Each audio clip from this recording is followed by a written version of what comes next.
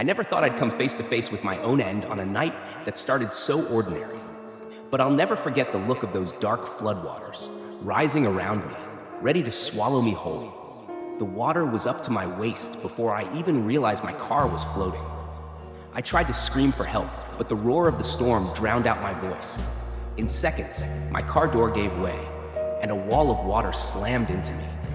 That moment, that was the beginning of my worst nightmare. It all started on a quiet drive home. The news had mentioned a storm approaching, but I thought it was the usual summer downpour.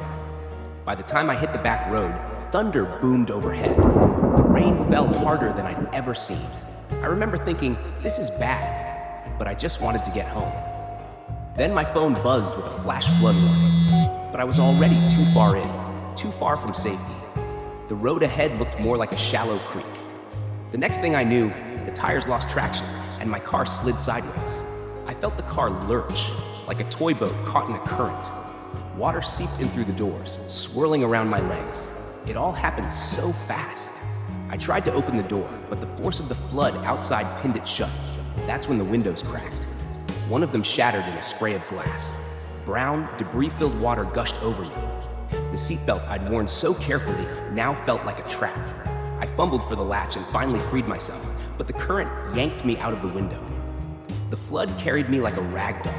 I couldn't tell which way was up. Mud, branches, and trash kept slamming into my arms and legs. Every time I tried to breathe, another wave crashed over my head. Then, by pure luck, I saw a thick branch looming in the darkness. I grabbed it, my hands slipping on the wet bark. I dug my fingernails into the wood, terrified that if I lost my grip, the water would tear me away again. I hung there, muscles shaking, my heart pounding so loud it drowned out the thunder. The river rushed below me, ready to drag me under if I made one wrong move. In the flicker of lightning, I saw something horrifying. A second car rolling by, headlights flickering. I couldn't see anyone inside, but the roof was crushed. My mind raced with questions. Was I the only one out here? Was anyone else alive? The unrelenting dark gave me no answers. Then I heard voices shouting over the storm. A rescue team. The beam from their flashlights cut through the darkness. They yelled for me to hold on. It sounded so simple, but my arms were ready to give out. I thought I was going to let go any second. They inched closer, risking their own lives.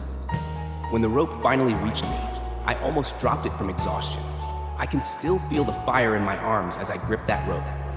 Every second felt like an eternity. The storm's wind nearly blew me back in, but somehow I held on. I don't remember much after that, except the taste of mud in my mouth and the piercing cold. My ears rang with the echo of rushing water.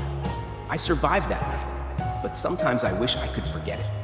Because now, every time the sky darkens and rain begins to fall, I hear that furious current roaring in my nightmares.